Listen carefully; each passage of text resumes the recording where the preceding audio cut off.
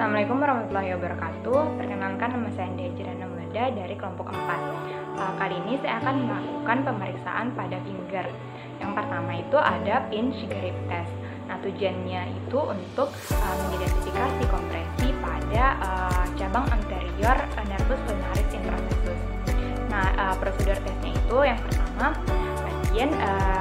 posisi awal pasien itu lengannya flexi elbow.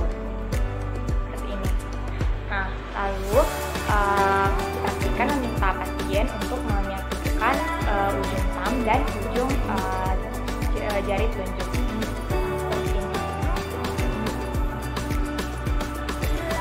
Selanjutnya, pastikan akan menilai pasien apakah pasien dapat mempleksikan distal interphalangeal joint pada jari telunjuk dan interphalangeal joint pada thumb. Sedangkan jika pasien tidak mampu untuk mempertemukan kedua ujung jarinya pada thumb dan jari telunjuk seperti ini, jika pasien tidak mampu untuk mempertemukannya, berarti pasien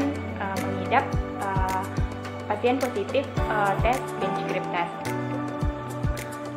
Nah, apabila pasien ini positif, maka teridentifikasi adanya kompresi pada cabang anterior nervus ulnaris. Selanjutnya ada Froment test. Tujuan dari pemeriksaan ini yaitu untuk menguji kelumpuhan saraf ulnaris yang berakibat pada berkurangnya fungsi dan kelemahan otot pada pegangan. Nah, prosedur tesnya ini yang pertama, posisi tangan pasien seperti ini. Lalu saya akan meminta pasien untuk berupaya menggenggam selangkah kertas dengan menggunakan ibu jari dan jari telunjuk pasien. Nah, selanjutnya saya akan berupaya menarik kertas ini yang digenggam oleh pasien. Nah, jika kertas ini tidak tertarik, maka pasien negatif Froment test. Sedangkan apabila kertas ini tertarik dan terjadi fleksi pada ujung palang dari ibu jari pasien, maka pasien dikatakan positif Froment test. Nah, ini mengindikasikan adanya kelemahan pada otot adduktor pollicis. Yang terakhir adalah retinacular ligament test. Tujuan dari pemeriksaan ini yaitu untuk mengidentifikasi patologi pada interphalangeal joint proximal, terutama struktur kapsul dan ligamen retinacular. Nah, prosedur tesnya ini yang pertama itu praktikan meletakkan satu tangan untuk memfiksasi tangan pasien. Nah, selanjutnya saya akan menahan interphalangeal joint pasien, interphalangeal joint proximal pasien pada posisi netral, sementara interphalangeal joint distal difleksikan seperti ini. Nah, selama tes ini pasien diminta untuk tetap pasif dan tidak ada gerakan aktif. Positif tes pada pemeriksaan ini yakni jika interphalangeal joint distal ini tidak dapat difleksikan. Nah, ini mengindikasikan bahwa ligamen retinacular atau kapsul interphalangeal proximal mengalami tight. Sedangkan jika interphalangeal joint proximal tidak dapat difleksikan dan interphalangeal joint distal lebih mudah difleksikan, maka ligamen retinacular atau kapsul interphalangeal proximal mengalami tight dan kapsul normal. Jadi pada kesempatan ini saya akan melakukan beberapa tes pada regio wrist. Baiklah, untuk tes pertama kita akan melakukan Ekhof test. Jadi Ekhof test itu tujuannya itu untuk mengetahui ada tidaknya gangguan tenosinovitas de Quervain pada tangan. Jadi tenosinovitas de Quervain itu adalah kondisi patologis yang mempengaruhi kompartemen pertama pada pergelangan tangan. Untuk tesnya sendiri seperti ini. Untuk Tahap pertama minta pasien untuk memfleksikan jari seperti ini Bapak. Oke. Kemudian 4 jari menggenggam ibu jari. Oke, digenggam ya. Oke. Kemudian digerakkan seperti ini.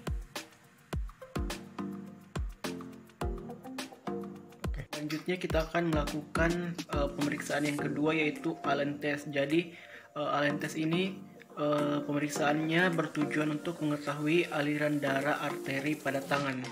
Untuk pemeriksaan Allen test, jadi sebentar Bapak membuka dan menutup tangan secara cepat ya.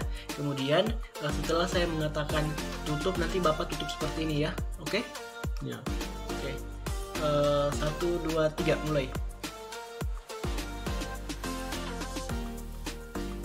Oke, tutup.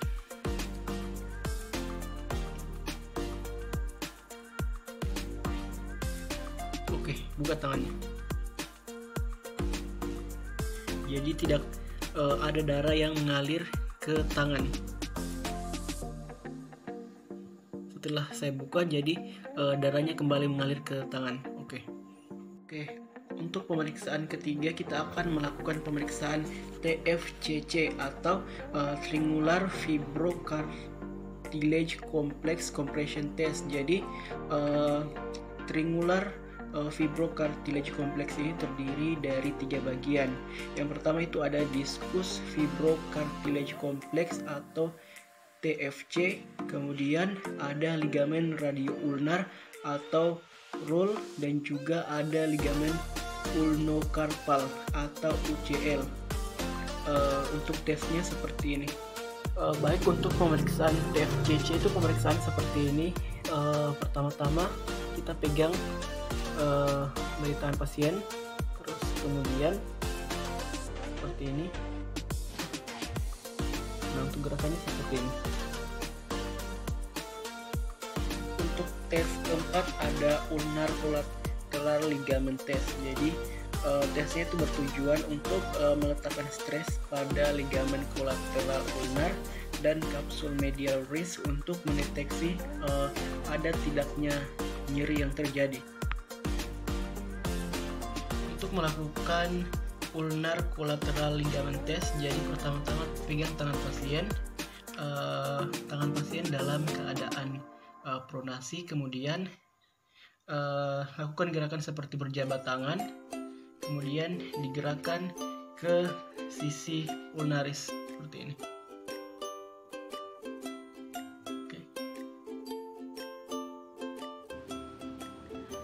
Nah, lalu kita akan melakukan tes Tinel atau Tinel test. Nah, kita jelaskan juga kepada pasien seperti tes sebelumnya. Maka saya akan melakukan Tinel test. Nah, Tinel test ini untuk membantu menegakkan diagnosis pada carpal tunnel syndrome dengan memprovokasi parestesia atau nyeri pada nervus medianus yang melewati terowongan karpal. Nah, lalu kita juga minta kesediaan pasien untuk dipegang tangannya dulu ya Kak. Lalu pelaksanaannya, nah posisi tangan pasien ini supinasi seperti ini. Lalu kita ketuk di atas carpal tunnel pada wristnya di sini. Nah, tesnya positif jika terasa geli, terus ada kesemutan juga bisa pada thumb, index finger, middle finger, dan sebagian sisi lateral pada ring finger. Interpretasinya CTS atau carpal tunnel syndrome oleh penekanan nervus medianus. Ya, langsung aja ya Kak. Tesnya negatif. Jadi saya akan melakukan Finkelstein test. Nah, sebelum kita melakukan tes ini, kita jelaskan dulu kepada pasien tes apa yang akan kita lakukan. Jadi saya akan melakukan Finkelstein test. Nah, tes ini bertujuan untuk mendeteksi adanya deeper vein atau disease, atau dikenal juga dengan nama styloiditis radial.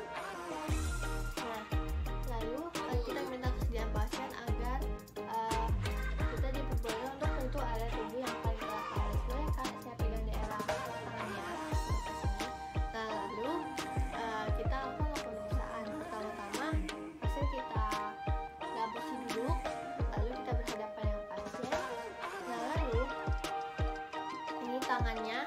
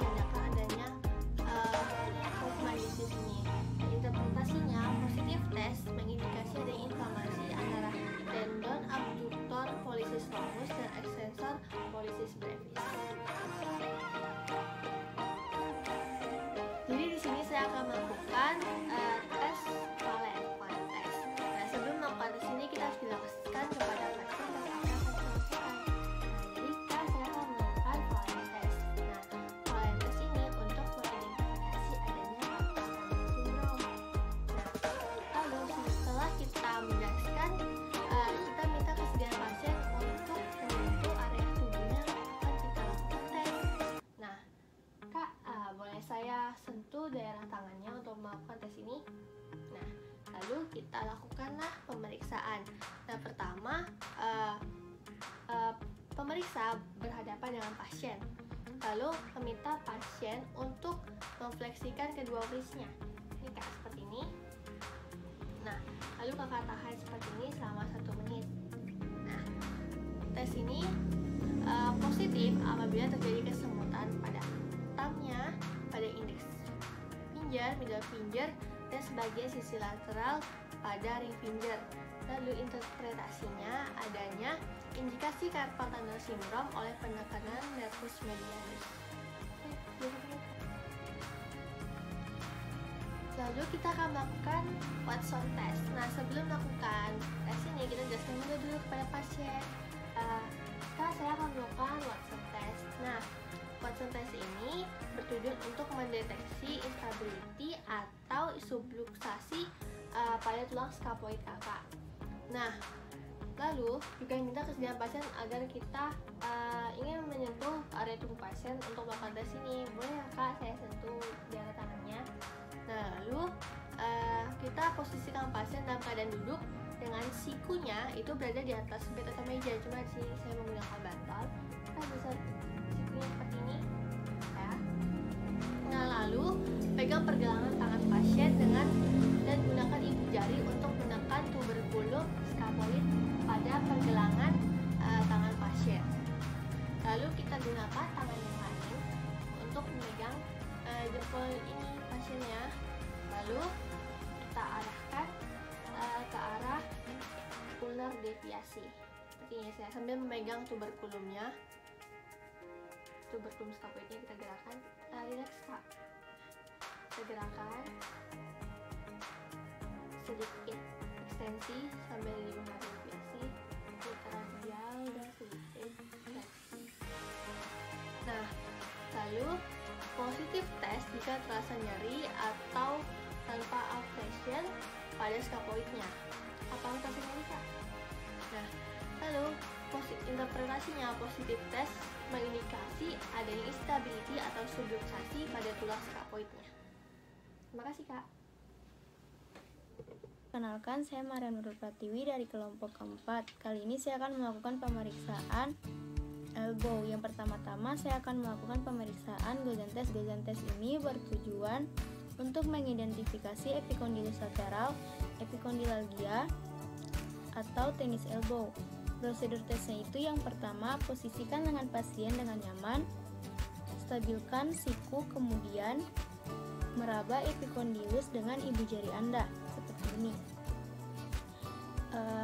Meminta pasien untuk mengepalkan tangannya seperti ini dan melakukan pronasi di bawahnya seperti ini. Setelah itu secara radial menyimpang dan memperpanjang pergelangan tangan. Sementara itu pemeriksa akan melakukan resisten seperti ini. Tes ini positif jika pasien mengeluh tentang sakit mendadak pada epicondylus lateral. Selanjutnya terdapat Goldberg test. Goldberg test ini bertujuan untuk mengidentifikasi epicondylitis medial. Prosedur tes ini yang pertama, pasien dalam keadaan berdiri. Yang kedua, pemeriksa berada di samping pasien. Yang ketiga, salah satu tangan pemeriksa mempalpasi epicondylus medial elbow pada pasien dan tangan satunya menggenggam dorsum tangan pasien. Setelah itu, gerakan wrist ke arah radial deviasi seperti sekarang ini. Selanjutnya itu terdapat Mensley test. Mensley test ini bertujuan untuk mengidentifikasi epicondylus lateral, epicondylalgia atau tenis elbow pada otot extensor digitorum. Prosedur tesnya ini yang pertama, pasien duduk dengan posisi ekstensi elbow dengan pronasi lengan di bawah, relax di atas bed. Yang kedua itu, mintalah pasien untuk mengekstensikan jari tengah dan lakukan resistensi seperti saat ini. Tes ini positif jika terdapat nyeri pada epikondylus lateral pada pasien.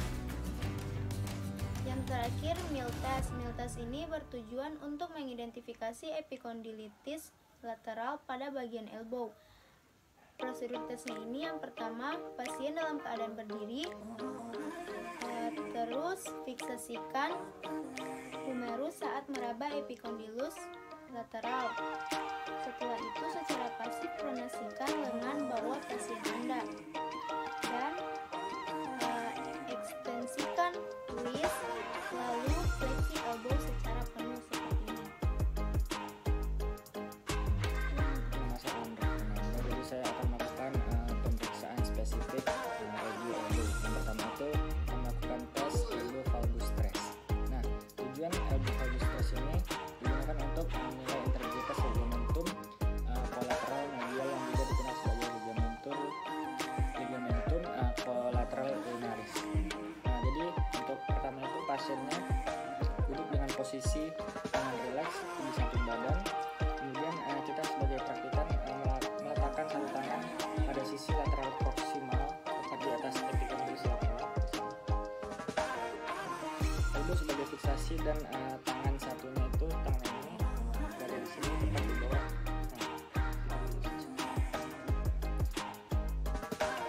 Kemudian kita lakukan mobilisasi terhadap tangannya, gerakan fleksi maupun abduksi.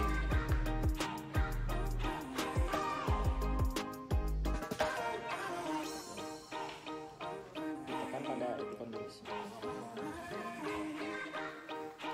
Saat kita melakukan tes ini, apabila menunjukkan positif tes itu nyeri pada medial elbow dan atau bertambahnya momen valgus dibanding dengan pasien yang satunya. Sedangkan interpretasinya itu positif tes mengindikasikan adanya tear pada ligamen kolateral medial elbow. Baik, tes itu adalah Varus stress test. Nah, Varus stress test ini bertujuan untuk menilai integritas ligamentum kolateral. Nah, prosedur tesnya itu yang pertama pasien duduk dengan lengan yang rileks di samping badan.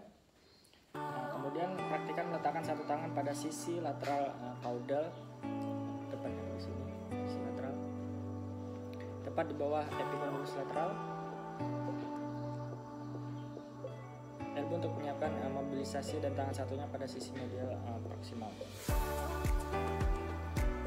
Nah, selanjutnya itu secara pasif memposisikan lengan bawah pasien ke arah fleksi. Digerakkan sekitar flex elbow sekitar 5 derajat dan full supinasi. Kemudian kita mengaplikasikan Varus force pada elbow pasien dengan mendorong gelombang elbow ke arah medial menggunakan sisi lateral tangan.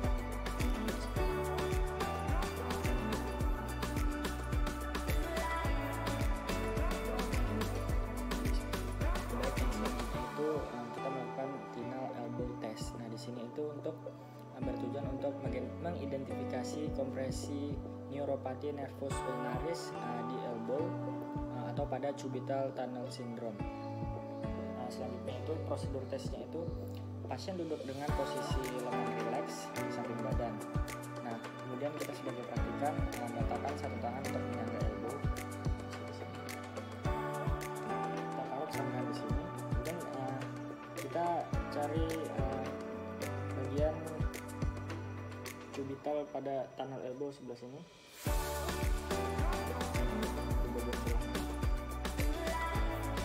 Tes ini kita lakukan mengetuk dengan jari ataupun menggunakan alat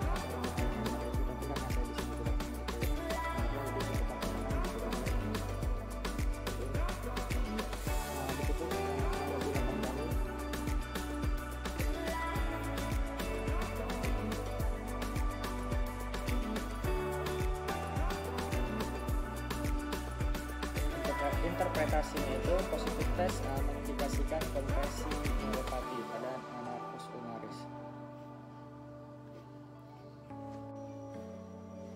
Baik, tes selanjutnya itu adalah ulnar nerve flexion test. Nah, di sini bertujuan untuk mengidentifikasi kompresi neuropathy nervus ulnar di elbow. Nah, prosedurnya itu kita minta pasien duduk dengan posisi lengan rileks, letakkan satu tangan untuk menyanggah elbow pasien seperti ini, dan tangan satunya menggenggam waist pasien. Kemudian kita lakukan gerakan fleksi full, fleksi setengah seperti ini. Cukup tahan tangan pasien selama 1 menit seperti ini. Posisi waist supinasi kita tahan sampai 1 menit. Positif testnya itu parestesia atau rasa kebas pada jari kelingking, sebagian jari manis dan bagian medial tangan. Sedangkan interpretasinya itu positif test mengindikasikan kompresi neuropathy nervus ulnaris.